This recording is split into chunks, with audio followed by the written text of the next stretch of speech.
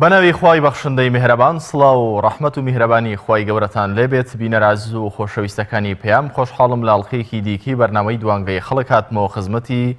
ئێوەی ئازیز و خۆشەویست. بەڕێزان بەرنامەی دوانگەی خەڵک لەمە و دوا ڕۆژانە پێنجشەممە یاخود تەنها ئەم هەفتەی ڕۆژانی پێنجشەممە پێشکەش دەکرێت لەمە و دوا ڕۆژانی چوارشەممە کاتژمێر 5 سەر لە ئێوارە و تا ڕێک لەم کاتەدا لە ڕۆژانی چوارشەممەدا پێشکەش دەکرێت و ئەمڕۆ کۆتاڵقی بەرنامەی دوانگەی خەڵکەکە لە ڕۆژانی پێنجشەممەدا پێشکەش بکرێت. ئامانجی بەرنامەی دوانگەی خەڵک ئەوەیەکە هاوڵاتیان ڕاستەوخۆ بەشدار بن لا دەربڕینی سەرنج و ئەڕا و کۆمنتی خۆیان لەسەر ئەو تەوەرەگەرمانەی کە لە هەفتەیەکدا دێنە پێش. هاوڵاتی دەبێت لە بابەتە سیاسیەکاندا لە بابەتە کۆمەڵاتیەکاندا و لە پرسە نیشتیمانیەکاندا سەرنج و کۆمنتی خۆی هەبێت. ئامانج تیایدا هۆشیارکردنەوەی ئەوەی ئاز و خۆشەویستە بۆ ئەوەی کە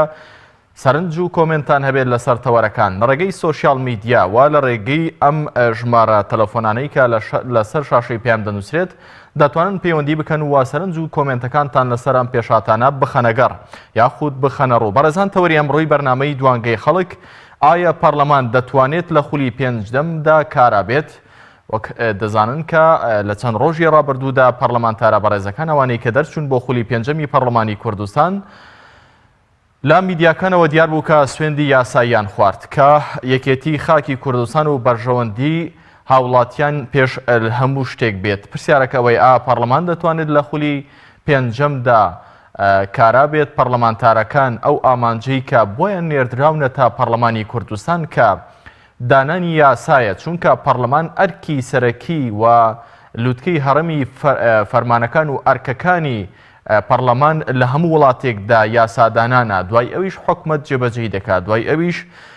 ئەنجومەنی دادوەری و دەسەڵاتی دادوەری چاودێری حکومەت دەکات دوای ئەویش ڕاگەاندنەکە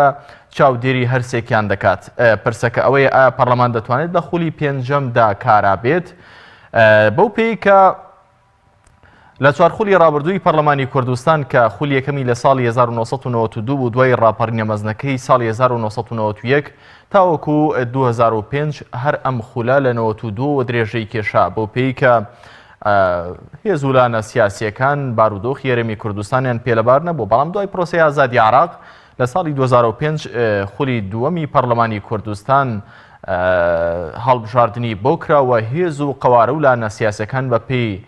توانای خۆیان و بەپێی ئەو پێگەجەماوەرەی کە لە هەرێمی کوردستان هەیە کورسیان هێنا. لە دوای ئەوە چەند خولێکی دیکەی پەرلەمانی کوردستان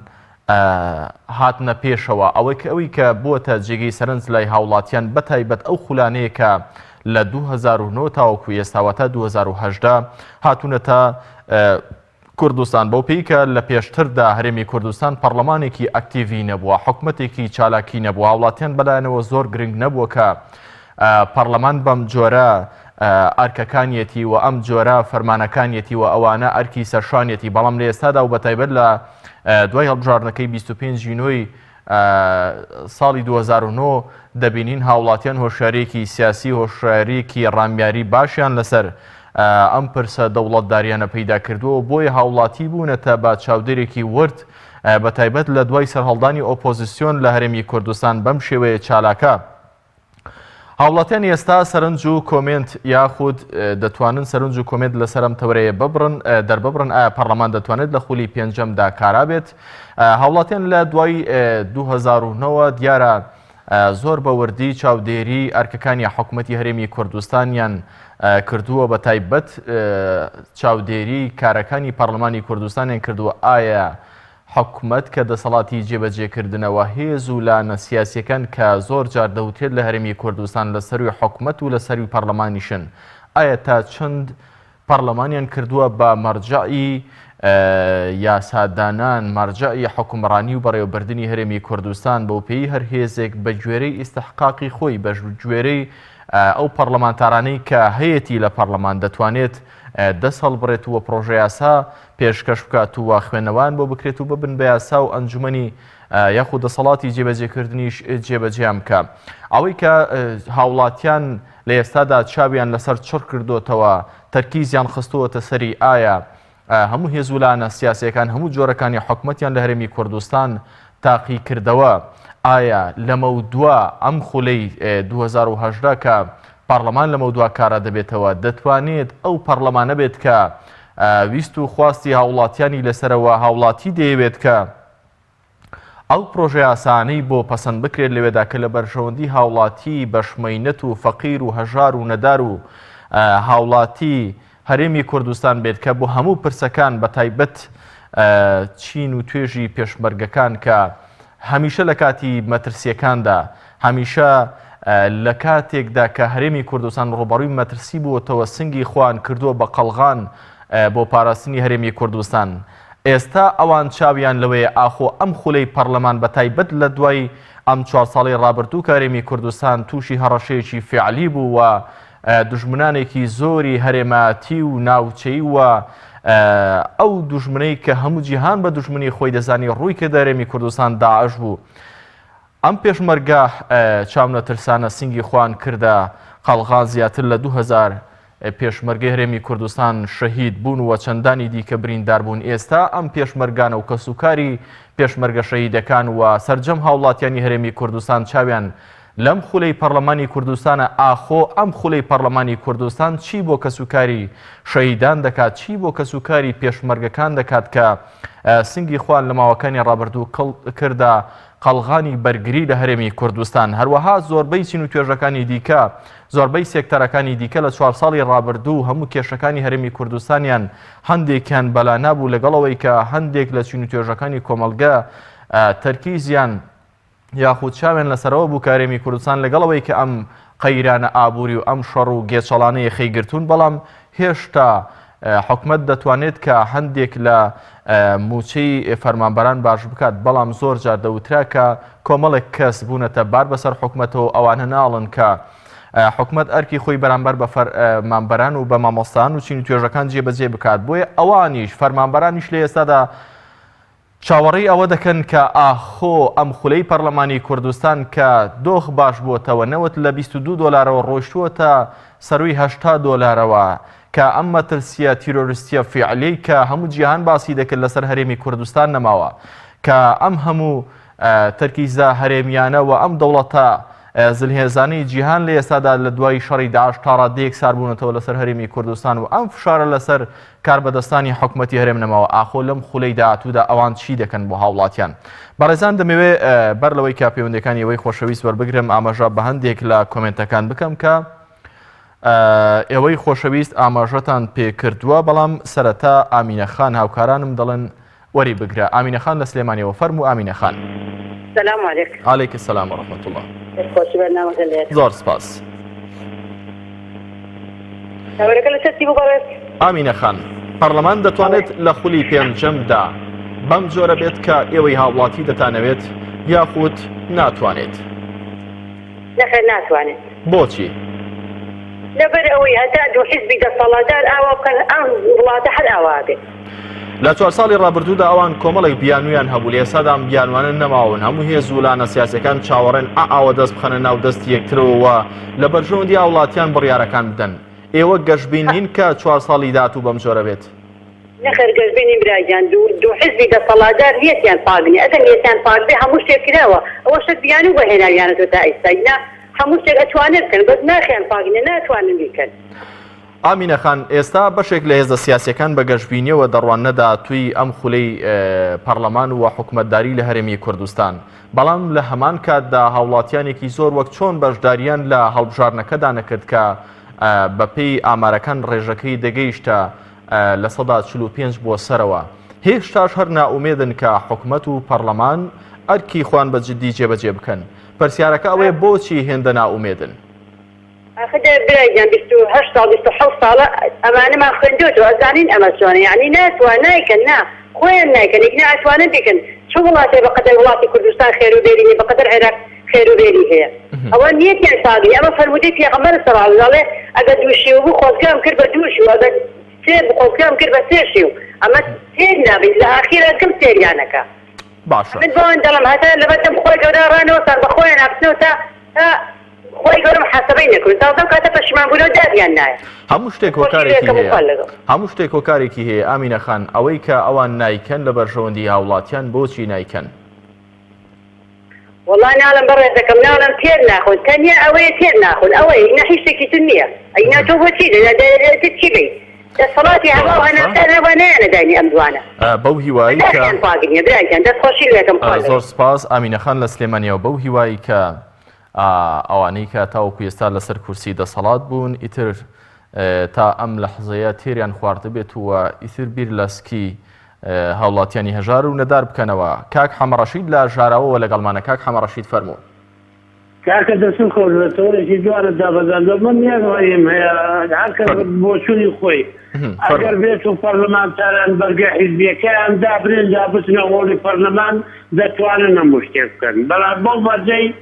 بۆ مەرجەی حیزبەکانیان لێیان گەڕێن. بۆچی بەرگی حەزبیان لەبەرە پەرلەمانتاران لە کاتێکدا ئەوێ سەرچاوەی یاسادانانە مەگەر دەکرێت یاساکان بە حەزبی بکرێن. کاک حەمەڕەشید ئەخە تا ئێستا چ کراوە تێگەیشت تا ئێستا هەمووی منبلانەی سیاسی بۆ لەناو هۆڵی پەرلەمانی ئەوەی کە مەمن تا بەعەمان کردبێ هەمووی منبلانەی سیاسی پەرلەمانی هاوا لێ کردووە لە بەردەمی خەڵکی پەرلەمانی هۆزی کەم بووە تێگەیشتی ڕێزم بۆ پەرلەمانتاران دەبێ فکر لەوەندەی بکەنەوە ئەوانە هەڵگێدراوی میلەتن میلەت دەنگی پێداون لەبیریان نەشتەوە کە دەرکاوترێک دەگەڕان بە ماڵاندا دەنگمان بدەنێت کارتان بۆ دەکەین ئەوەتان بۆ دەکەین دەبێ ئەوەیان لە بەرچاو بێ بەڵام بەداخەوە تا ئێستا لە بەرچاویان نەبووە نازانم ئێستا زووە ناتوانین بڕیاری لەسەر دەین داخوا خولی پێنجەم چ کارێکی دەکەن و چاکەیان پێ دەکرێیان چ دەفەرمووی تا جوان. کاک حەمەڕەشید بەڕێزتان ئاماژەتان پێکردەوە هەر قسەی بەڕێزیشتان نییە قسەی شەقامیشە باز لەوە دەکرێت کە پەرلەمان وەزنی جارانی نەماوە کێشی جارانی نەماوە لە ڕووی معنەویەوە بە فیعلی ئەمە هەستی پێدەکرێت لە هەرێمی کوردستان و بۆچی بەم جۆرەیە؟ بۆ کردەوەی حیزبەکان وایان کردووە خەڵک وەلای بۆ خاک و وەتەنەکەشی نەماوە ئاگار لێ گەنجەکان سەری خۆیان هەڵدەگرن بێر و بێدا دەڕۆن دەچەند سەری خۆیان هەڵدەگرن ملبەت دەریایی جەوە دەنێن چەندەها گەنج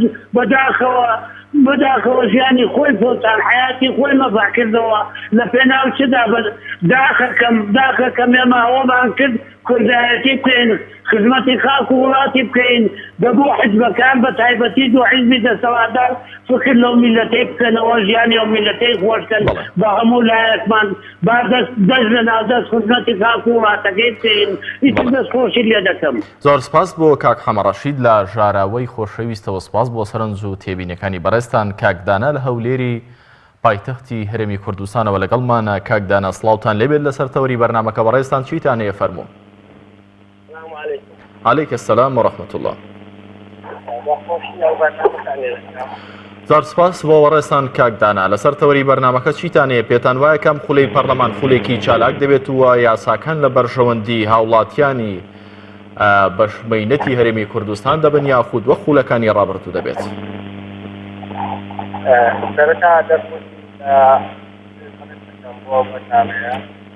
سپاس. پەرلەمانی کوردستان هیوادارم هیواداری کەوا لەو بڕگەوە ئەو بابەت ئەو پەیمانانەی کەوا بە هاوڵاتیان لە کاتیمانیاندا هیواداری بەڵێنەکانیان بەڵام زۆر بەداخەوە ئەوەی لە ناو خەڵک و هاوڵاتی نیگەرانی پەرلەمانی کوردستانەوە بوو کەوا پەرلەمانە بەخاڵی کاک دانا لە هەولێرەوە دەنگت وەکو پێویست بە ئێمە ناگات ئەگەر بکرێ کەمێ شوێنەکەی خۆت گۆڕی ڕەنگە باشتر بێت بۆەوەی کە هەم منیش و هەم بینەرانی خۆشەویست گەویشتی سەرنجەکانی بەڕێستان بن. فەرموو بەردەوام بە. کاک دانا فەرموون.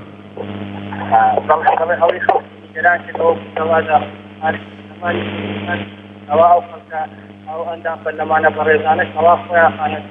ئاری یەکدار شد شەش مستەفێتەوە بەڕاست ئەوە ئێرانی ناو هاوڵاتیان دروست کردووە بە خەڵک زۆر پێغەمبار بووە دنیارێک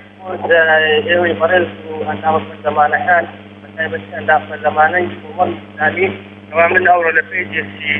بەڕێز ئەندام پەرلەمانێکی کۆمەڵ بوو بە ناوی نایدم کەوا دووشتێکی لە پێیجی خۆی ئەو کاری حەڵال کردووە ئایا من من دیێسە لەم کەناڵی بەڕێستان ئەنە بەس حەقێک ئەو کاری حەڵال بەڵێ سپاس بۆ کاکدانا لە هەولێرەوە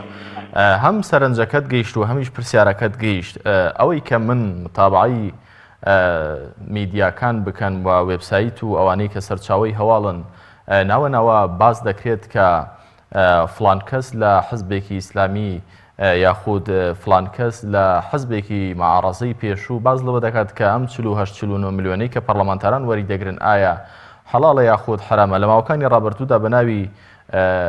مەڕوان گەڵاڵی سەرۆکی پێشووی پەرلەمانی سەرۆکی پێشووی فراکسیۆنی کۆمەڵی ئیسلامی لە پەرلەمانی کوردستان بڵاوکرابەوە کە حەڵاڵە ئەوەی کە من بینی بێتم لە ئەم وێبسایتانەوە ئەو ڕەتیەوەی کردوێتەوە بەڵکو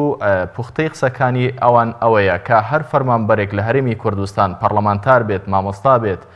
یاخود هەر فەرمانبەرێک بێت کاتێک کە تەقاعود دەکرێت و خانانشین دەکرێت 6 موچە بەیەکەوە وەردەگرێت بەو پێی کە موچەی پەرلەمانتاران لە هەرێمی کوردستان 7 ملیۆن دینارێکە لە کاتێکدا 6 موچەکە بەیەکەوە وەردەگرن هەروەکو مامۆستایەک ئەمە زۆر دەکات لە بەرچاوی هاوڵاتیان و 48 ملیۆنێک دەکات بۆیە ئەوان دەڵێن ئەمە یاسایە و لە پەرلەمانی کوردستان دەرچووە و پێویستە کە ئەمە بە پرۆژە یاسایەک هی موچەی پلە باڵەکانی هەرێمی کوردستان هەڵبووە شێندرێتەوە لەبەرەوە کە ئەمە بە یاسایی کراوە ئێستا ئەوان دەڵێن بۆ سەرجەم فەرمانبەران بەم شێوەیە حەڵاڵە بەڵام کاتێک کە بە یاسا کەم کرایەوە و زیادیان پێدرا ئەو کات دەڵێن ئەمەش حرامە ئەمە قسەی ئەوانە ئیتر من کۆمنتم لەسەرەوە نییە ئەوین خان لە کەلارەوە لەگەڵمانە ئەوین خان فەرموو لەسەر تەوەری بەرنامەکە بەڕێستان چیتان هەیە فەرموون سڵاوی خوا لە بەڕێستان ئەوین خان زۆر سپاس بۆ بەڕێستان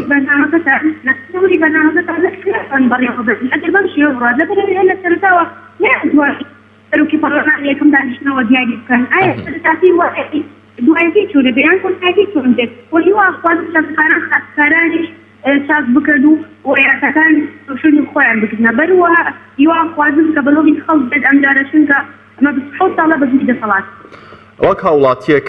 ئەوین خان پێتان وایە کە ئەم خولەی داهاتووی پەرلەمانی کوردستان بۆ پێی کە پەرلەمانتارەکانتان بینیوە لە میدیاکانەوە پێتان وایە کە خولێکی جیاواز بێت لە خولەکانی ڕابردوو یاخود وەک هاوڵاتیەک سەرنج و پێشنیارتان چییە لێرە کە پەرلەمانتارە بەڕێزەکان ئەگەر گوێبیستی دەنگت بن ئەوان چۆنم خولەی داهاتووی پەرلەمانی کوردستان بەڕێوە ببن کە ئەسڵی مۆزۆ ئەوەیە کە لە بەرژەوەندی هاوڵاتیانی هەژار کارەکانیان بشکێتەوە لە پەرلەمان چی بکەن؟ بەڵێ 20 ساڵە ئەمە بەزمی دەسەڵاتە دەبیان جاریان بەدووی خەڵک بێت لەبەرەوەی خەڵک بڕوایان بڕواستیان هەیە هەروە بڕواستیان هەیە ئەو کاتی دەخەرەکانی کە دەچنە پەرلەمانەوە دەبێت خۆیان بدەێت ئەم جاریان ئەگەر ڕۆشتە پەرلەمانەوە دەبێت ڕێوشن یاسەکان ڕێوشن خۆیان هەبێت و دوایەوە دەبێت گۆگەی خەڵک بکەن و هەروەها یاسەکانی پەرلەمانی دەبێت لە ڕێوشێنی خۆیدا بێت. بەڵێ سپاس بۆ ئەوین خان لە کەلارەوە سپاس بۆ سەرنج و تێبینیەکانی بەڕێستان کاک ئەحمەد لە سەر و چاوەوە لەگەڵمانە کاک ئەحمەد سڵاوتان لێبێت عەلەیکم سەلام وەڕەحمەت الله زۆر سپاس بۆ بەڕێستان لەسەر تەوەری بەرنامەکە چیتان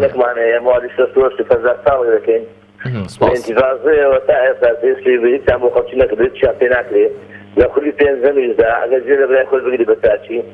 هەمویان بە جیفانێکی بەتاڵ ئێسارەت لەو سەری بە کۆڵێکی پارە دێنەوە دەگەری وەکو هیچیان تا ئێستا 48 ملیۆنی هەردەگرن سوێن دەخۆم بەخوای گەورە 40 زاریان دەسەڵێناوە بۆ بەرژەوەندی خەڵکی ئەوە زۆر چاک بزانات هەست ناو لە خەڵک پەرلەمانەکان پەرلەمانکارەکان بەڵام زۆربیانە متابعی بەرنامەکان دەکەم وەڵڵاهی سوێندێ دەخۆم 40 زار يعني برزوندي خمسي دستان هونينا إلا أنا برزوندي خوان نبي أو أنا نازان النياسة خانة نشيني تيا برز النياسة خانة نشي من كان من ديكم إيسا أنا دوام دام أقصي خانة نشيني بولكم برز أواني كتماني عن جيش الشيس وسيسال بلي برلمان كاركان حقي خوانا موسيقى خانة نشيني ورقرن حوالي أنا وكو شيني دانشان بلا أول كما موسايا دكتورة تماني شيس وسيسالي تاوانا كدوا بەپێیاسا خانەنشینی بۆی هەیە بگەڕێتەوە سەر فەرمانەکەی خۆی ئەو فەرمانبەری حکومەتی دیزا دکتۆرە مامەستایە ئەندازیارە هەست چییە کەواتە تۆ وەکو هاوڵاتیەک سەرنجی بەشێک لە هاوڵاتیان کاک ئەحمەد دەستمان بۆ بدا رحمەنی بان تەواویکەم فەرموو تەواویکە ئەوەی کە دەکاو دەدەگوزان پێ قۆسەلەرەی میمەرەکەی پەیامی بەڕێزەوە هەموو جیان لێبێ دەکاو لەرێک لە ماڵان دەگەڕان بابێن لە سەد ماڵی لە هەموو سنووری منتیقەی ئەگەر یعنی لە سەد ماڵی بگەرن ئەگەر دە ماڵ یەک میکانی بیستی نەرسی تێدا بوو ئەوانە بۆ خەمی خۆیان دەستن بۆ خەمک ناچن بۆ جیفانی خۆیان دەستن تەنها بۆ جیفان فرشنی خوانە هیچ شیان پێ ناکرێ و دەستکەوتوش نام هیچ کامەشتە تەنها بۆ بەزۆری خوانە و سوپاس دەکەم. بەڵێ سپاس بۆ کاک ئەحمەد لە سەر و چاوەوە سپاس بۆ سەرنج و تێبینە جوانەکانی بەڕێزتان. بەڕێزان دەمەوێت بەردەوەی کە پەیوەندیەکانی ئێوە وەربگرم ئاماژە بە هەندێک لەو کۆمنتانە بکەم کە ئێوەی خۆشەویست لە ڕێگەی سۆشیال میدیا و لە ڕێگەی تۆڕی کۆمەڵاتی فەیسبووکەوە ناردووتانەوە بەشێکیان لە سەر شاشەی پێیان دەردەکەوێت. فەوزی خات دەڵێت ئەگەر ئیرادەی پەرلەمانتارەکان بەهێز بێت بە دڵنیاییەوە کارا دەبێت. محەممەد علی دەڵێ ئەگەر کاراش بکرێتەوە پەرلەمان تەنها کات بەڕێکردنەوە هیچ گۆڕانکاریەکیان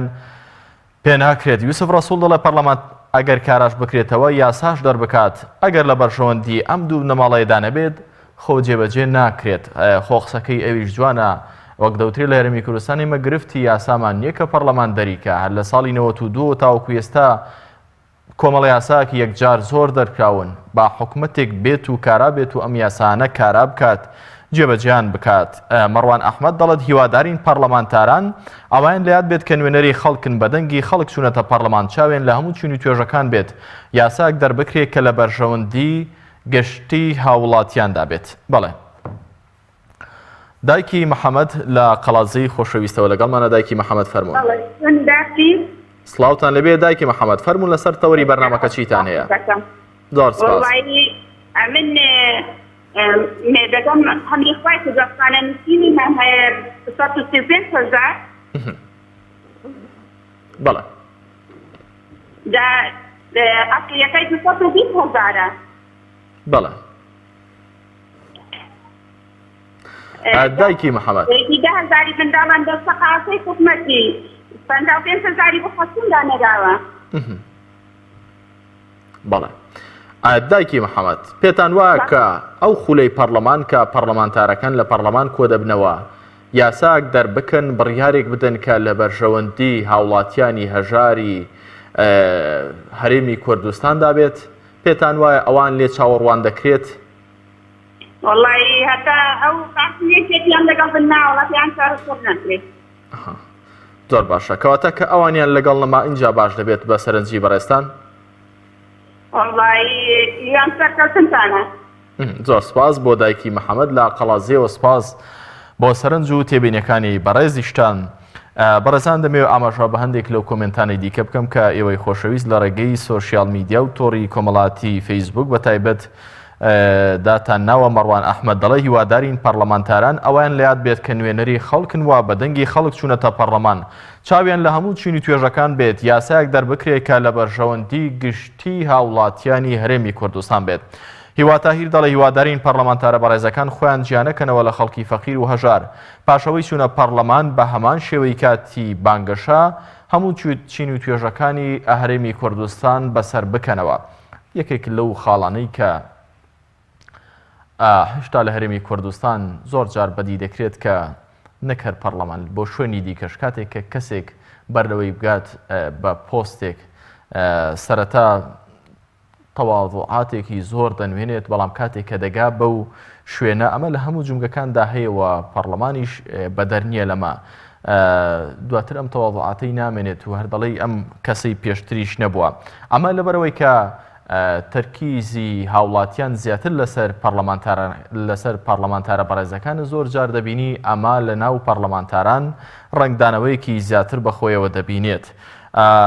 یاسین بورهان دەڵێت هیوادارین کارا بکرێتەوە لە خولی پێشوش پەرلەمانتارە بەڕێزەکان کاراتر بن و ئیشی جددیتر بکەن. محەممەد ئەحمەد دەڵێ بە دڵنیاییەوە کارا دەکرێتەوە ئومێدەوارین فراکسیۆنی کۆمەڵ بە هەمان شێوەی خولی پێشوو لە سەر هەڵوێستەکانیان بەردەوام بن. بەڕێزان ئەوەی کە لە ئێستادا یەکێک لە ڕێگەکان کە پەرلەمان کارا بکرێتەوە و هەموو هێز و لانە سیاسیەکان بڕۆنە ناو حکومەتێکەوە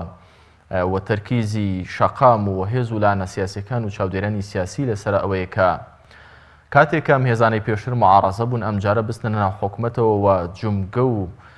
پێگە لە حکوومەت وەربگرن ئایا چۆن مامەڵە دەکەن. لە کاتێکدا هێزەکانی دیکە دەڵێن بەم نەمەتەی ڕابردوو 4 ساڵی ڕابردوو ئێوە لە ناو حکوومەتدا بن و بەم جۆرەش کار لەگەڵ حکوومەت و مامەڵە لەگەڵ حکوومەت بکەن بەم جۆرەمان قوبوڵ نییە. ئێستا بە دوای ڕێگەی سێمدا دەگەڕن وەک دەوترێت کە تەنها 2 ڕێگەت لە بەردەمدا بوو ئەوە بیر لە ڕێگەی سێمکەوە. ئێستا ئەم هێزانە بیر لە ڕێگەی سێم دەکەنەوە کە چۆن بەشدار بن. ئێمە تەرکیزی سەرەکیمان لە ئێستادا لەسەر ئەوەیەوە هاوڵاتیان و میدیاکان و ڕۆژنامەنووسان و چاودێرانی سیاسی چاوێن لەسەرەوەی ئاخۆ مامەڵی ئەم جارەی هێزە ئۆپۆزیسیۆنەکانی پێشتر کە داخلی ناو حکوومەت بن چۆن دەبن لە کاتێکدا جیاواز بێت. کاک عوسمان لە سلێمانیەوە لەگەڵمانە. فەرموو کاک عوسمان لە قەرەداخەوە ببوورە. فەرموو کاک عوسمان. السلام عليكم. عليك السلام ورحمة الله. کاک عوسمان سڵاوی خوای گەورەتان لێبێت. بەڕێستان لەسەر تەوەری بەرنامەکە چیتان هەیە؟ ئایا پەرلەمان دەتوانێت لەم خولەی داهاتوودا کە چەند ڕۆژێکە سوێندی یاسایان خواردووە پەرلەمانێک بێت کە بە فیعلی لە بەرژەوەندی ئێوەی هاوڵاتی بێت یاخود وەک بەشێک لە هاوڵاتیان ناومێدن کە بەم جۆرە بێت؟ بەڵێ وڵا بەڕێزم بەڕاستی خەڵک لە ناومێدیەکی تەواوە، یعنی هیچ ئومێدێکی نەماوە مەگە تەنها ڕەحمی خوا ئەگەر ئەم جارە بێت و پەرلەمان ئومێدێ بەخشێتەوە بە خەڵک. بەڕاستی ئەگەر ئومێد نەبەخشێنەوە بە خەڵک وەکو خاڵی هەشتاکان و هەنفالەکان یێتە پێشچاوی. پەرلەمان ئەگەر بێت و ئەم جارە خەڵک دوو شتی پێویستە کە پەرلەمان ڕاستی بۆ میلەت بنوێنێت. یەکەم بەڕاستی ئەم تەخاوتکردنی پەرلەمان، خایەنشینی پەرلەمان، دوو کەمکردنەوەی موچەی پەرلەمان، سێ یەکەم دەستێکردنی کۆبوونەوەکانی پەرلەمان بە چاکسازیەک بۆ میلەتی کورد، پاشەکەوتی موچە فەوتاوەکان بەڕاستی مەنتیقەی خاصی کوردستان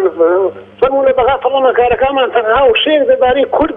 کەرکووک هیچ نەوتراوە. یعنی بەڕاستی ئەم خەڵکە هەوڵێک بدرێ ئومێدێ بۆ خەڵک بگەڕێنەوە و خەڵک ئومێد فێڵکە وەک هاوڵاتیەک کاکاسرۆ وەک هاوڵاتیەک هیچ ئومێدێ بە هیچ چارەسێت. بەڕاستی ئەم خولەی پەرلەمان یەکسەر موچەکەی خۆی زیادە کرد. باشە ئەم خولەی پەرلەمان چی بکە بۆ ئەوەی کە ئەم نوقتە بەهێزەی بەڕێستان باستان کرد گەڕانەوەی ئومێدە بۆ تاک بۆ هاوڵاتی هەرێمی کوردستان بیکە بە چ میکانیزمێک بیکە؟ پەرلەمان چی بکە؟ چی پێشنیارکە بۆ حکوومەت؟ ئەم کوردستانەی ئێمە وەکو ماڵێک وایە، یعنی هەموو لەوانەیە بتوانین یەک بناسین. ئەم پەرلەمانە تەنها چوونەوە پەرلەمانەوە ئەگەر بەیاننامەیە بڵاو بکەنەوە بەڕاستی کە خەڵک ڕای پێ بدرێ بڵێ میلەتی کورد ئیتر ئێمە بواز ئەهێنین لە تاکە شخصی و مەصلحەتی شخصی و مەصلحەتی حیزبی، بەڵێن بۆ میلەتی کوردە ئەدەین کە چاکسازیە بکەین نەک تەنها لە موچەوە کاکە خزمەتکردنی وڵات جێخانی ئابووری زەراعات اینجا ئەم هەموو خەڵکە لێ خەوماوە نەخۆشە سەرەتێکی سامانێکی زۆرمان هەیە بەڕاستی. خەڵکی دڵنیا کەن لەوەی کە چاکسازی بەڕاستی هەر کەسێک لە کوردستان هەموو سیاسی ئەتوانین بڕیارێکی چاکسازی خزمەتکردنی ئەم وڵاتە بین. خوا بەڕێزم بەلایەنەوە تەنها ژیان برینتینە موچە زۆر شتمان هەیە کە کاکە موچەیەکماندا تێ بە کارەبانی مانچێتەوە بە بەنزین لێمانچێت و بەنزین لە بەغا بە شواکردی نایە لێرە بە 1000 دینارە، یعنی مۆریدەیەکە هەمومان 30,000 و بۆ 2 ئەمپێر ئەبینی جادە و ڕێگەوبان زەراعەتمان کارە لایەکان هەموو چۆن باڵێ بن بۆ کوردستان. کاکاسرۆ ئەگەر بێت و ئەم خولەی پەرلەمانیش سەرنجەکانت گەیشت، ئەگەر بێت و ئەم خولەی پەرلەمانیش بەم جۆرە نەبوو کە هاوڵاتیان ئومێدیان بۆ بگەڕێتەوە، هاوڵاتی چی لێدێ لەم هەرێمی کوردستانە؟ ئایا پێتان وایە وەکو هاوڵاتیەک وەکو خۆت ئەگەر بە نمونە وەربگرین هیچ ئینتیمایەک بۆ نیشتیمان، هیچ بڕوابوونێک بە پرۆسەکانی دیموکراسی و دەستاودەستی دەسەڵات و کۆمەڵێک لەم بابەتانە هاوڵاتی بڕوای بەمانە بمێنێت؟ وەڵڵاهی بەڕێزم من ئێستا لە قەراخم من لە قەراخم بەڕاستی چوە دە سلێمانی قوتابیم بۆ بخێنێ لە سلێمانی سەبەکانێکم چوونتە دەورە و ویستانە لە شەشە لە سلێمانی منجان ختا بەڕاستی نەمتوانیوە ژیانێ بەسەر بەرم هاتوومەتەوە بۆ قەراخ. لە قەراخیش ئەمە بەشێکەوە ناومێدی ژیانی من کازە ئەگەر بێت و ئەم خولەی پەرلەمان ئومێدێک نەگەڕێنێتەوە بۆ خەڵک باوەڕ هەبێ بەیانی ئەو کوردستانە بەیانی خەڵکی عەلەمی حکوومەتی عێراقی عەلەمی وڵاتی عەلەمی شوێنی هەر کەسێ بێتە ئەم کوردستانەوە خەڵکەوە نەوەکو جاران ئەو دڵگەرمی نییە بۆ بەڵێ سپاس بۆ سەرنج و تێبینی جوانەکانی بەڕێستان خۆم لەوانە ئیتیمایەکەم نەماوە بۆ سپاس بۆ کاکعوسمان لە خەرەدا سپاس کە باران سلێمانیا بوو جێنن گومی نەماوە سپاس بۆ سەرنج و تێبینیەکانت کاکعوسمان لە خەرەداخەوە سپاس کاک کاسرۆ لە سلێمانیەوە لەگەڵمانە فەرموو بەڵێ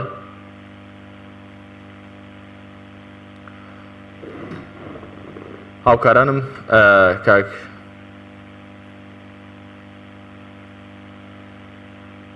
بەڵە بەڕێزان دەبێت ئاماژە بە هەندێک لەو کۆمنتانە بکەم کە ئێوەی بەڕێز ئاماژەتان پێکردووە لە تۆڕی کۆمەڵاتی فەیسبوک لەسەر تەوەری بەرنامەکە ئایا پەرلەمان دەتوانێت لە خولی پێنجەمدا کارا بێتەوە بەم جۆرە بێت کە وڵاتی لە هەرێمی کوردستان دەیهەوێت ئەم پەیوەندەی پێشتر ئەم بەڕێزە ئاماژەی بە خاڵێکی گرنگ کرد ئەویش ئەوەیە کە ئەم پێنج لانە سیاسیە سەرەکیی هەرێمی کوردستان بەڕاستی دەبێ ئەوەلیاتیان لە پەرلەمان بە هەر شێوازێک بێ بە هەر یاسایەک بێ بە هەر میکانیزمێک بێ کۆمەڵێک شت بڕیار بدەن لەسەر داهاتووی هاوڵاتیانی هەرێمی کوردستان کە داهاتوویان باش بکات ئینتیمایان بۆ حکوومەت و پەرلەمان بگەڕێنێتەوە بۆەوەی کە وڵاتی جارێکی دیکە متمانەی بەم پرسانە بمێنێت و بەڵکو لە هەموو کاکاندا ئەمانە تێک نەشکێندرێت و مقدساتیان لە دەست نەدرێت. کاک جەزا لە هەڵەبجەی شەهیدەوە لەگەڵمانە. کاک جەزا فەرموون. سڵاوی خۆتان لێبێ کاک جەزا. قوربان بەنسبەت پرسیارەکەتانەوە بەڕاستی من لەمانە دیز ناتوانێت کارا بێت چونکە هەیمنێ و دوو حیزبەی کوردستانی بەسەرەوە بەداخەوە حیزبەکانی کەی معارەزەش هەمان نەمەتیەویان گرتووە ڕاکێشانی عەتفی خەڵکی و جا هەندێک جاریش یاریکردنە بە عەتفی خەڵکی چونکە ئەوەی دەچەندەی ڕابردووە بینیمان هەمووی وتاری سەر تەلەڤیزیۆن و کۆمەڵەشتی با قوبریخا کە لە ڕاگەیاندەکانیان بینی ئەگەر ڕاستی پێوەیە دەیان حیزبانە ئەگەر نەتوان لە پارلەمانەوە کاری سیاسی خۆیان درۆ پێ بدەن یان بڵێن کێشەکانی خەڵکی چارەسەر بکەن ئەدێ بەلایەنی کەمەوە لە بایکۆتی عەمەلی سیاسی لە کوردستان بکەن چونکە بەتایبەتی ئیسلامیەکان ساڵ لە ساڵ بەرەو دوا دێت هەر حیزبێک هات بوو بە سێهەم هەر حیزبێک هات بوو بە دووەم یعنی بۆ ئەم باودانە بەسەر ئیسلامەکانە کێشە چی کێشە هەرەوەی ئیسلامەکان تا ڕادەی ڕاستیان نەکردەوە لەگەڵ دەمدەرانی خۆشیانە بگرە هەندە جای لەخۆی گەورەشان ڕاستیان نەکردەوە کاک جەزا خەڵکی ڕۆشتی بەسەر سلوفەکانی دەندا ئەوەندە بگەڕێنەوە بەلای خۆ بۆ ناو ماڵەکانی خۆی گەورە دنیا بەم وەستا گۆڕێ براکە بەڵێ سەرنجەکانت بگەیشت هیوادارم بتوانم بەڵام هیچ من بە وەکو خۆم بڕوان نییە خەڵکیش زۆربەی خەڵکیش گەشتۆتەوە قەناعەتەی کە پارلەمان بەڕاستی وەکو دیوەپانی چاندێک کردووی چێتی پارتی بڕواش ناکەم ئابم وەزا و بەم جۆرە بتوانێ هیچ کاریگەری شێوێ خولی پێنجەم ناتا خولی دیستەمیش بۆ خۆن حسابیکە ئەگەر توانیان من باوەڕم نییە وەکو خۆم هیوادارم ئەگەر بتوان شتێکی حەق بکەن ئەگینا بایکۆتکردن یان هەر بایکۆتکردنی عەمەلی سیاسییان هاتنەوە لە پارلەمانشتی زۆر بۆ خۆشیان و بۆ قیامەتیشان ئەو پارلەمانتارانەی کە بەدەنگی خەڵک. بەڵێ سپاس بۆ سەرنج و تێبینیەکانی بەڕێستان. کاک جەزا لە هەڵەبجەی شەهید کۆمەڵێک هاوڵاتی دیکە لەسەر هێڵی پەیوەندی وەستاون. کاک حەمید لە دەربەندی خاندەمێکە وەستاوە. کاک حەمید سڵاوتان لێبێت لەسەر تەوەری بەرنامەکە بەڕێستان چیتان هەیە فەرموون. سڵاو لە ئێوە یاوارەتان باشێ دەستخۆشی و تۆرەتان لێکەن. سپاس بۆ بەڕێستان. من خۆم بە پێشبینی خۆم ئەڵێم لەم خولەی پەرلەمانە کارا نابێت لە 92 لە حکومڕانی کوردۆ هەتاکو ئەم 2009 ئەتوانم بڵێم کاراتی خولی پەرلەمان خولی چوارەم بوو لە سەردەمی دکتۆریستی بەڕێز و کاک فەخرەدین قادری بەڕێزدا ئەم دوو بەڕێزە هەوڵیانەدا یاساکان لە پەرلەمانە پەیڕەوکەن بەڵام لەلایەن دەسەڵاتی زاڵمەوە نانێڵا ئەو یاسانە پەیڕەو کرێت. جوانترین پەرلەمان و کاراترین پەرلەمانە لە کوردستانە خولی چوارەم بووە. کەواتە ئەم هێزوولانە سیاسیانە ناتوانن نمونەیەکی جوانتر لەوەی خولی ڕابردوو لە خولی پێنجەمدا جێبەجێ بکەن وە پرسیاری گرنگتر لە ئەوەیە کە ناتوانن بە فیعلی و تەسەوڕ ناکرێت کە خولێکی دیکی ئاوا جوان بێتەوە پێش بۆچی ئەم هێزانە دەستنە ناو پەرلەمانەوە.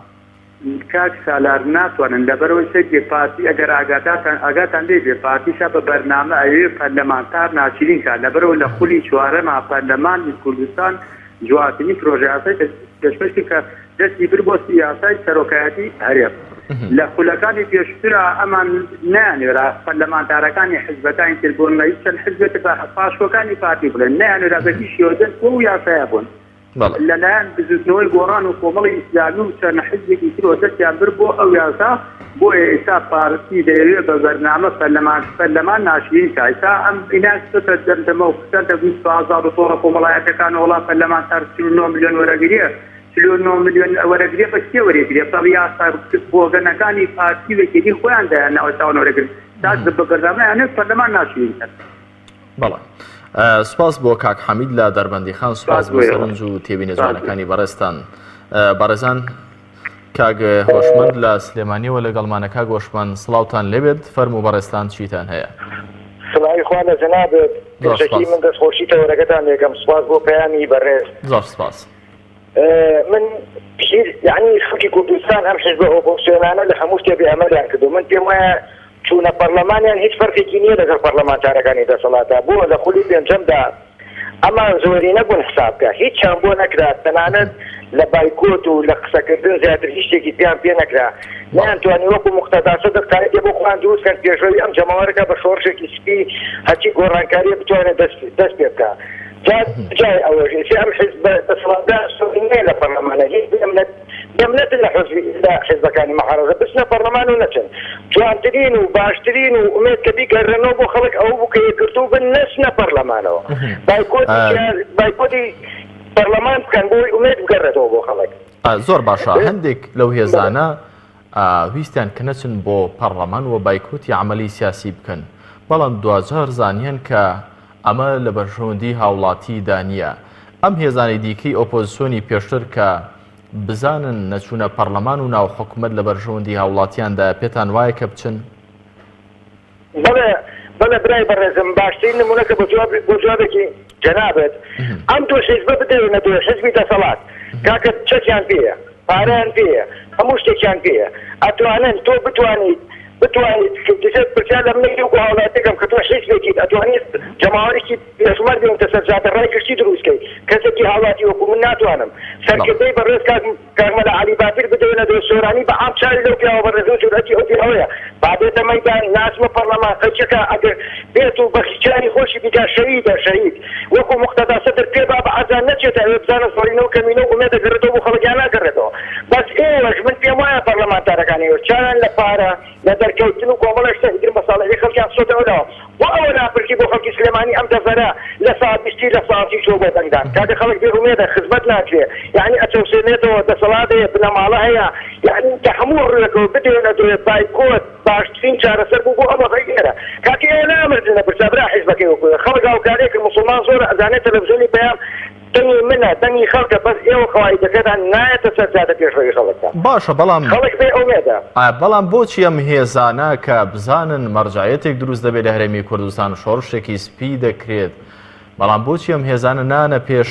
خەڵکەوە ئەگەر بێت و ئەنجام بدرێت خۆ ئەوانیشی دایانەوێت بەڕاستی هەموو شوێنیان بکەون و بەتایبەت مەبەستم هێزە ئۆپۆزیسیۆنەکانە لە ئەوانەی کە زۆر دیار بوون لە هەرێمی کوردستان بۆچی وا ناکەن وەکو ئاماژەت بە موقتەدا سەدر کرد برای بەڕێزم بۆچی ئەمە ناکەن بۆ نمونە بەڕێز مامۆستا عەلی بابیر باشترین نمونەیە من کەسێک و خۆم بگرێت لە حیزبە عیلمانەکان زۆر نێونزیک بوو بە تەواو لە ساهەشتا گۆڕاوم بۆ هەڵوێست و جوانێری مامۆستا عەلی بابیر ئەزانم چۆنە من ئەم پرسیارە حەز دەکەم ڕوبەڕووی ئەو بەڕێزە خۆی بکەیتەوە بۆ نایەت پێش بگە یعنی بدەوێنە دێ ئێمڕۆ کە بتوانێت بەرامبەری دەسەڵات و سەرکردەکانی بۆ ئەو پیاوەیە پیاوێکی پیاوێکی بەجورئەت پیاوێکی قسەی حەق بۆچی ئەوە ناپرسی لە من بۆچی لە هەولێرە دانیشتووە نەدە سلێمانی لە زۆری سەوزە جوانترین جەماوەر و بەقوترین جەماوەریە ئەتوانێت ئەو سۆسە ئەو دەستی پێبکە من داوای لێکەم لێرەوە داوای لێکەم ڕجای تیاکەم کەوتێتە پێش خەڵکەوە بۆ لەبەرەوەی خەڵک ناومێدە خەڵک یعنی بەڕاستی من حەز دەکەم ئەم کاتی کەسیش نەگرم ماڵ هەیە دەسەر خێزانە زەعیفەی هەیە 220,000 220,000ەکە دوومان جارێن تەقاوتیە ئەمە مامۆستا عەلی بابیر با بزانم ئەمە بیا بە نەوت بیا بە کارەبا بیا بە پارەی مۆلیدا یعنی ئەم خەڵکێکە ئینهارەکە خۆی کوژێ خۆی سووتێنە شۆرتی کارەبای ئەمە هەمین دوورە لە ڕاستیەوە هەمین معاناتی کێشەی داهێدەوی و کێشەی ئیداری و کێشەی ناوخۆیی و مناڵی بۆ ناچێ بەڕێوە ئەمە نەبێت هیچ شتێکی تر نییە با کاتەکەشتان نەگرم. زۆر سپاس بۆ سەرنج و تێبینی جوانەکانی بەڕێستان. سپاس بۆ ئێوەی خۆشەویست بەڕێزان. دەمەوێت ئاماژە بە هەندێک لەو کۆمنتانەی بکەم لەو کۆمنتانەی دیکە بکەم کە ئێوەی خۆشەویست لە تۆڕی کۆمەڵاتی فەیسبوک داتان ناوە بۆەوەی کە گوێبیستی بن وەک چۆن لەسەر شاشەی پێیان دەردەکەوێت. فەوزی خەیات دەڵێت ئەگەر ئیرادەی پەرلەمانتارەکان بەهێز بێت بە دڵنیاییەوە کارا دەبێت. محەممەد علی دەڵێ ئەگەر کاراش بکرێتەوە تەنها کات بەڕێکردنەوە هیچ گۆڕانکاریەکیان پێ ناکرێت. یوسف ڕەسوول دەڵێ پەرلەمان ئەگەر کاراش بکرێتەوە یاساش دەربکات ئەگەر لە بەرژەوەندی ئەم دوو بنەماڵەیەدا نەبێت خۆ جێبەجێ ناکرێت. مەڕوان ئەحمەد دەڵێت هیوادارین پەرلەمانتاران ئەویان لەیاد بێت کە نوێنەری خەڵکن بەدەنگی خەڵک چوونەتە پەرلەمان بۆ چاویان لە هەموو چونی توێژەکان بێت و یاساک دەربکرێت کە لە بەرژەوەندی گشتی خەڵکی هەرێمی کوردستاندا بێت. هیوا تاهیر دەڵێ هیوادارین پەرلەمانتارە بەڕێزەکان خۆیان گیانەکەنەوە لە خەڵکی فەقیر و هەژار پاش ئەوەی کە چوونە پەرلەمان بە هەمان شێوەی کاتی بانگەشەکان گفتوگۆ لەگەڵ هاوڵاتیان بکەن و هاوڵاتیانی بەشمەینەت بەسەر بکەنەوە. یاسین بورهان دەڵێت هیوادارین کارا بکرێتەوە لە خولی پێشوو پەرلەمانتارە بەڕێزەکان کاریگەرتر و کاراتر بن. محەممەد ئەحمەد دەڵێ بە دڵنیاییەوە کارا دەکرێتەوە. مەبەستیەوەی کە پەرلەمان ئەم خولە هەموو ئەم بەڕێزانە مەبەستیانەوەی کە ئەم خولەی پەرلەمان دەست بە گفتوگۆ دەکەن و یاسا دەردەکەن و پەرلەمان کارا دەکرێتەوە بۆ پێی کە لە 4 ساڵی ڕابردوو پەرلەمان دەرگای داخراوە پەرلەمان نەهێڵدرا بەهۆی ململانی نێوان هێز و لاەنە سیاسیەکان کارا بێت. محەممەد ئەحمەد دەڵێ بە دڵنیاییەوە کارا دەکرێتەوە و ئومێدەوارین کە فراکسیۆنی کۆمەڵ بە هەمان شێوەی خولی پێشوو لەسەر هەڵوێستەکانی خولی ڕابردوویان بەردەوام بن. بەڕێزان لە 4 ساڵی ڕابردوودا وەکو هەندێک لە بەڕێزان ئاماژەوان پێکرد کە خولی 4 ساڵی ڕابردووی پەرلەمانی کوردستان ئەکتیڤترین خولی پەرلەمانی بووە لە ساڵی 92ەوە لەو کاتێوە کە حکوومەتی هەرێمی کوردستان یاخود کورد لە باشووری کوردستانی گەورە و لە باکووری عێراق لە هەرێمی کوردستان ئەزمموی حکومداری کردووەوە لە دوای ساڵی 92ەوە کە یەکەم حکوومەتی هەرێمی کوردستان دروستکراوە. خولی ڕابردووی هەرێمی کوردستان بۆ پێی کە سەرۆکی پەرلەمانەکە لە هێزێکی ئۆپۆزیسیۆن بۆ دکتۆر یوسف هەروەها سکرتێری پەرلەمانەکە لە هێزێکی دیکەی ئەکتیڤی ئۆپۆزیسیۆن بوو کە کۆمەڵی ئیسلامی بوو بەڕێز فەخرەدین خادر بوو. ئەمانە باس لەوە دەکرێت کە لە خولی ڕابردوو زۆر کاریگەریان هەبووە لەسەر بڕیارەکان و لەسەر ئەجێندای دانیشتەکانی پەرلەمان و ئەو یاسانەی کە خوێندنەوەکانیان بۆ کراوە و زۆرێک لە چاودێرانی سیاسیش باس لەوە دەکەن چونکە ئەوان ویستیان لە ڕێگەی یاسا و لە ڕێگەی قەوانینەکانەوە لە ڕێگەی تەشریع و یاساوە گۆڕانکاری لە زۆرێک جومگەی هەستیاری هەرێمی کوردستاندا بکەن هەتاوەکو ئەوەی کە پڕژانە سەر یاسای سەرۆکاتی هەرێمی کوردستان و لەم جومگەیەدا بەڕاستی پەرلەمانی کوردستان تووشی شکست بوو وەکو بینیمان 2 ساڵ دەرگای پەرلەمانی هەرێمی کوردستان داخرا کە ئەمە ڕووبوای کرد کە حکوومەتی هەرێمی کوردستان ڕوبەڕووی ڕەخنەیەکی زۆر ببێتەوە کە چۆن دەکرێت حکوومەتێک هەبێت ڕۆحەکەی دەسەڵاتی یاسا دانانەکەی دەرگاکەی داخرا بێت. کاک بەرزان لە ئاکرێەوە لەگەڵمانە. کاک بەرزان فەرموو. کاک بەرزان سڵاوتان لێبێ فەرموو بەڕێستان چیتانەیە لەسەر تەوەری بەرنامەکان. دەستخۆشی دەکەم لەو بەرنامە. زۆر سپاس بۆ بەڕێستان فەرموو کاک بەرزان. وڵا لەسەر پەرلەمان ئەی دەتوانێت لۆ ناتوانن کاکە ئەگەر حزبەکان هەموویەک بن لۆ ناتوانن پەرلەمانێکی کارا ترێک بخەن و لۆ ناتوانن. پێتان وایە کە حەزبەکان ئەوەندە لە پشتیەک بن و ئەوەندە یەکگرتوو بن کە پەرلەمانێکی بەم شێوەیە کارا ئیشەکانی لە بەرژەوەندی هاوڵاتیان پێک بێن وە بیخەنەوە سەر سکەی خۆی؟ بەڵێ وڵی ناوڵا من 100% یەقینم پێ نییە حیزبانە هەموو بگەنەیەک و پەرلەمانێکی کارا بۆ تۆ بیت و یعنی دلێ خەڵکی هەمووی پێخۆش بیتن. بۆچی ناومێدی پێتان وانە یەکەم هێزانە ناتوانن کە پەرلەمانێکی وا بەم جۆرە دروست بکەن و ڕێکی بخەن کە دەرهاویشتەکانی پەرلەمان یاساکانی لە بەرژەوەندی هاوڵاتیانی هەژاری هەرێمی کوردستان بێت؟ وڵی ڕأیا من نە ئۆپۆزیسیۆنە نە دەسەڵات دەسەڵاتە وقت اپوزیسیون هات الحکومت دا هر شيء بدل نبي دخوكتهم معارضة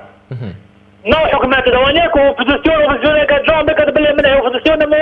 خلاص يشي من اوبوزيسيون حكومات دا صلاة او يعني تيك هلب ولا كادلاني وخزون كيشكو حكومات كيشكو هر شيء بدل يويد دليل اقل هر شيء بدل نبيتن دليل اقل نما انا برلمان ملة دروابي بەڵێ سپاس بۆ سەرنج و تێبینیەکانی کاک بەرزان لە ئاکرەی خۆشەویستەوە سپاس بۆ سەرنجەکانی بەڕێزیشتان. بەڕێزان ئەمانە کۆی سەرنج و کۆمنتەکانی ئێوەی خۆشەویست بوون لەسەر تەوەری ئایا پەرلەمان دەتوانێت لە خولی پێنجەمدا کارابێت. بەشێکی زۆر لە ئێوە لە شەقام لە هاوڵاتیان و لە چاودێرانی سیاسی بۆ پێی کە دۆخەکە بە واقعبینانە دەبینووە بە زانستیانە لێکدانەوەی هاوکێشەکە هەن دەکەن بەشێک لە چاودێرانی سیاسی پیان وایە کە ئەم خولە ناتوانێت بە خولی ڕابردوو بێت بەڵام بەشێکی دیکەش هەر ئومێدیان هێوە گەشتبینن بەو پێی کە هێز و لانە سیاسەکان کە لە چەند ساڵی ڕابردوودا فۆرمێکی ئۆپۆزیسیۆن بوون و فۆرمێکی دەوڵەتداری و حکومەتداریان لە پاڵیەکدا لە بەرامبەریەک دژێک جێبەجێ کردووە کە ئەم فۆرما شکستی هێناوە لە ئێستادا ئۆپۆزیسیۆن بەدوایەوەدا دەگەڕێکا فۆرمێکی نوێ لە شێوازی ئۆپۆزیسیۆن بوون لەگەڵ حکومەت و دەسەڵات بە تایبەتی یەکێتی و پارتی بدۆزێتەوە جێبەجێ بکەوە دەسەڵاتیش ئەم جۆرە تەعامل و مامەڵەیی کە هەیبووە لەگەڵ فۆرمەکەی پێشتر ئۆتۆماتیکیان دەگۆڕێت. هاوڵاتیانی هەرێمی کوردستان چاوەڕێی ئەوەن کە خۆ 4 ساڵی داهاتوو بە فیعلی ئەم مامەڵەی ئەم هێزانە لەگەڵ یەکتر چی بۆ هاوڵاتیانی هەژار لێ دەکەوێتەوە.